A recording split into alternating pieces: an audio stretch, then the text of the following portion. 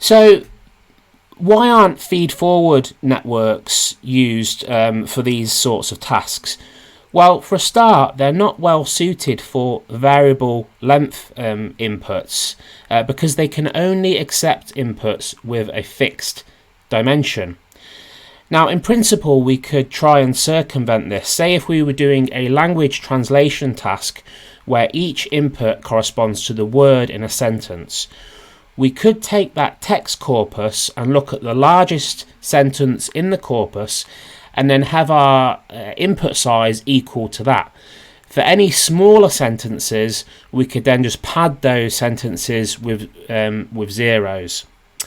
However, a more fundamental problem with that is that feed-forward networks don't generalize well to sequences not observed in training.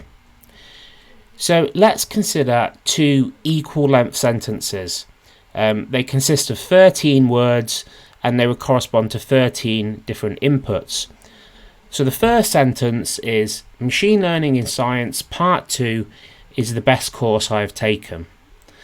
And the second sentence is the best course I have ever taken is Machine Learning in Science Part 2.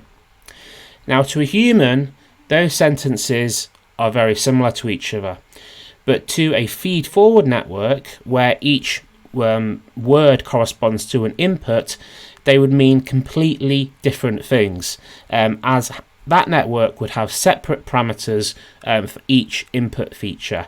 And it would need to learn these two different sentences separately, for all the different possible positions in that sequence, and this would require much more training data.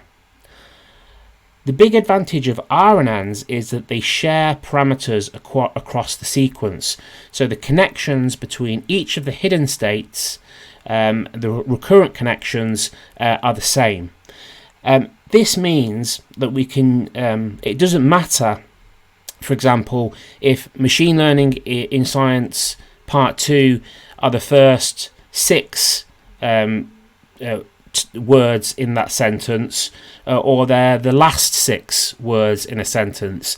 It's the fact that they're together sequentially which is important, and the RNN will be able to learn. So this is rather similar to a CNN, which uses parameter sharing for the convolutional filters, and it doesn't matter where an image a particular feature will be. So let's consider